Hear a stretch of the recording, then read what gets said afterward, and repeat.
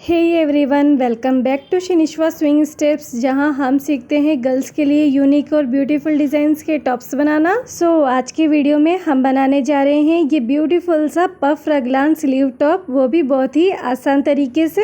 तो वीडियो शुरू करते हैं। ये टॉप बनाने के लिए मैंने यहाँ पर सिर्फ 2.5 मीटर जॉर्जेट में फैब्रिक लेके रखा हुआ है और इसी के साथ यहाँ पर मैंने अस्तर के लिए 1.5 मीटर क्रेप फैब्रिक भी लिया है। यहाँ पर ये जो मेरा जॉर्जेट फैब्रिक है ये एक बड़े अर्ज का यानी कि 60 इंच अर्ज का फैब्रिक है। हम जो है यहाँ पर पफ रगलान स्लीव वाला टॉप का पैटर्न बनाएंगे और इससे पहले वाले वीडियो में मैंने आपको एकदम बारीकी से रगलान टॉप की पेपर पर कटिंग बताई थी। तो हम यहाँ पर उसी पेपर पैटर्न को यूज करते हुए अपने टॉप को रेडी करेंगे।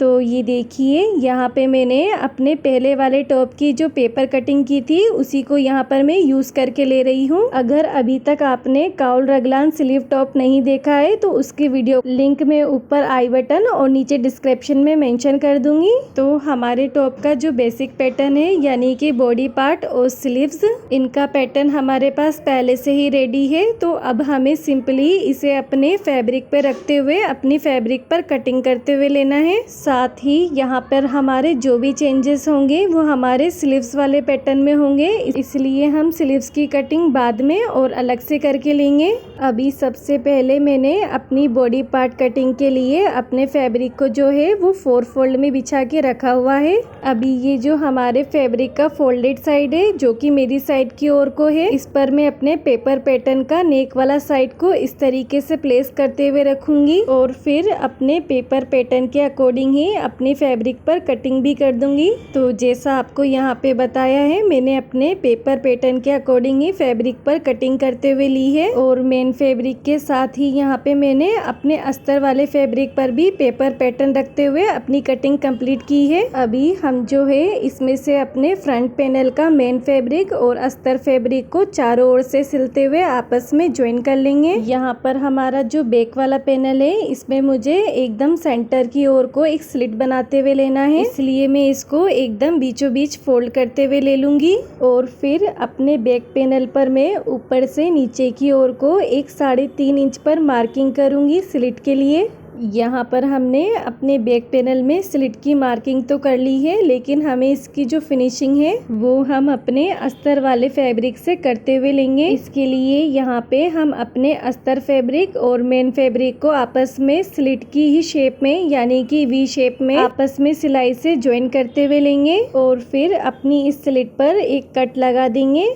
कट लगा देने के बाद अब हम अपने दोनों पैनल्स को इस तरीके से राइट साइड की ओर को टर्न करते हुए लेंगे। यहाँ पर मैंने अपनी टॉप को राइट साइड की ओर को टर्न करने के साथ ही अपनी स्लिट पर लब की सिलाई लगा दी है और साथ ही इसके आर्म होल पर भी सिलाई लगा दी है और साइड में भी सिलाई लगा दी है। और जैसा कि मैंने आपको पहले बताया था, यहाँ पे मैंने अपने फ्रंट पैनल को चारों ओर से अपने अस्तर से ज्वाइन करते हुए ले लिया है। यहाँ पे अपने दोनों ही पैनल्स पे अस्तर लगा देने के बाद अब हम आगे बढ़ते हैं अपने टॉप के मेन पैटर्न यानी कि पफ स्लीव्स की तरफ। स्लीव्स कटिंग के लिए यहाँ पे मैंने अपना जो स्लीव्स वाला पैटर्न है उसको बिछा के लिया हुआ है और यहाँ पर सबसे पहले आप ये स्लीव्स का जो कॉर्नर वाला पार्ट देख रहे हैं, इसके नीचे की ओर को हमें सबसे पहले 1.5 इंच पर एक मार्किंग करते हुए लेना है और अपनी इस मार्किंग पर हमें एक स्ट्रेट लाइन भी ड्रॉ कर देनी है। साथ ही ड्रॉ की हुई लाइन पर हमें कटिंग करते हुए अपनी स्लीव्स के 2 पार्ट्स यहाँ पर कर देना है। स्लीव्स के बॉटम वाले पार्ट को हम बाद में यूज लेंगे,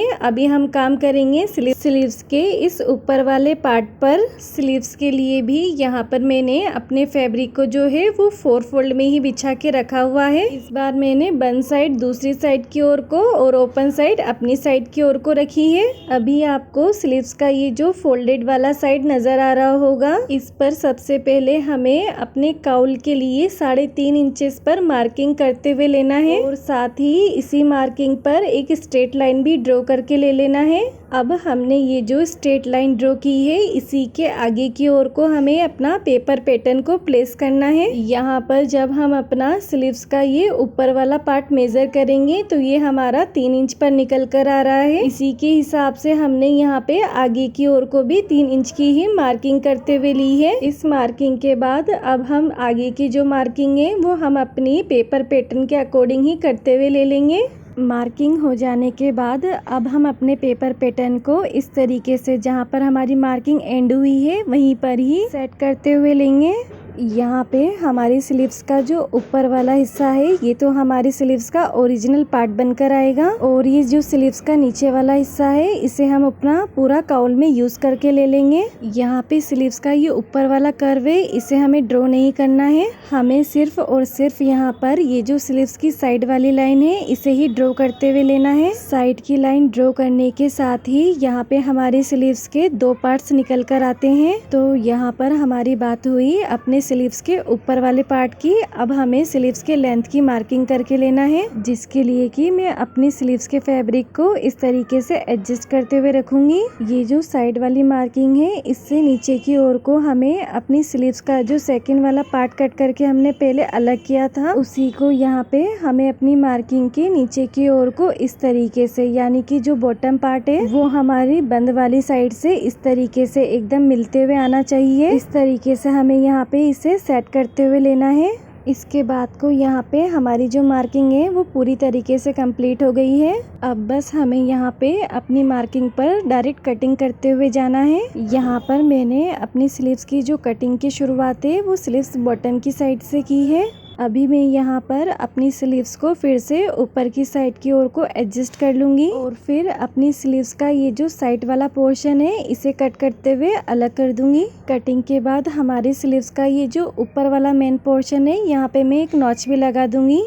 नॉच के बाद अब हम कटिंग कर लेंगे अपने स्लीव्स के लास्ट पोर्शन यानी कि अपने कर्व को। इसके बाद जब हम अपनी स्लीव्स को ओपन करेंगे तो हमारी स्लीव्स का लुक कुछ इस तरीके से नजर आएगा। अपनी स्लीव्स में हमने जहाँ जहाँ नॉचेस दिए हैं वहाँ पे मैं मार्किंग करते हुए ले लूंगी, और फिर अपनी स्लीव्स को इस तरीके से एकदम बीचों बीच फोल्ड करते हुए जो काउल के लिए यहाँ पर मैंने 3 इंच का मार्जिन दिया था इसी पर मैं एक बूट की गैप देते हुए एक सीधी सिलाई लगाते हुए ले लूंगी। 3 इंच तक अपनी स्लीव्स पर सीधी सिलाई दे देने के बाद अब हम अपनी स्लीव्स को इस तरीके से राइट साइड की ओर को रखेंगे, और अपने इस काउल को भी हमें राइट साइड की ओर को भी इस तरीके से बाहर की ओर को निकालते हुए ले लेना है। जब हमारा यहाँ पर ये काउल रेडी हो जाएगा तो ये जो हमारा शोल्डर वाला पोर्शन है ये अपने ओरिजिनल साइज में आ जाएगा। शोल्डर पर काउल प्लीट बना देने के बाद अब हम आगे बढ़ेंगे अपनी स्लीव्स की साइड प्लीट्स की तरफ। यहाँ पर हम जो साइड प्लीट्स भर रहे हैं वो हमें दोनों ओर को बराबर ही भरते हुए लेना है। अभी आप यहाँ पर क्लियरली समझ पाएंगे मैंने जो प्लीट्स का डायरेक्शन है वो ऊपर की साइड की ओर को रखा है। साथ ही स्लीव्स में ये जो मेरा आर्म होल वाला पार्ट है इससे 1 इंच ऊपर तक मैंने अपनी पूरी प्लीट्स को भरते हुए लिया है। और जैसा कि मैंने आपको पहले ही बताया था जितनी प्लीट्स मैंने एक साइड की ओर को ली है उतनी ही प्लीट्स मैं अपनी दूसरी ओर को भरते हुए लूँगी।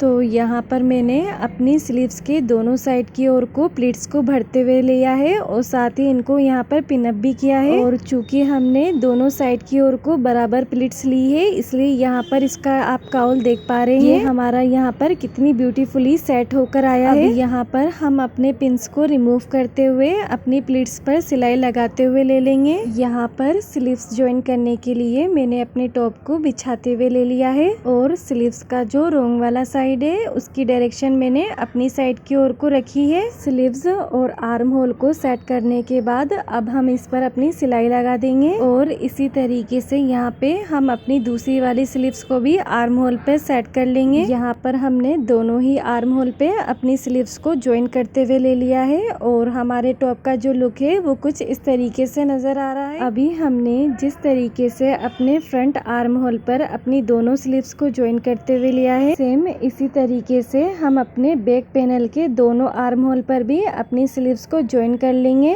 तो यहाँ पे हमारे टॉप के जो फ्रंट और बैक पैनल है वो आपस में स्लीव्स के थ्रू ज्वाइंट होकर आ गए हैं। यहाँ पर टॉप का जो मार्जिन है वो आपको यहाँ पर स्लीव्स में से दिखाई दे रहा होगा, जिसे कि हमें टॉप की साइड की ओर को करते हुए चारों तरफ से सिलाई दे देनी है। चारों तरफ से आर्म होल पर अपनी सिलाई दे देने के बाद अब हम आगे बढ़ेंगे अपनी नेकलाइन की फिनिशिंग की ओर को, जिसके लिए कि यहाँ पे मैंने 2.5 इंच की ये ओरेप पट्टी कट करके ली हुई है, जिसे कि मैं अपने नेकलाइन के रोंग साइड की ओर को ज्वाइन करके लूंगी और राइट साइड की ओर को टर्न करते हुए इसे एक कॉलर लुक दे दूंगी। यहाँ पर मैंने अपने टॉप में नेकलाइन की फिनिशिंग तो की ही, साथ ही मैंने पीछे की साइड की ओर को ये लूपी भी ज्वाइन करते हुए ले ली है।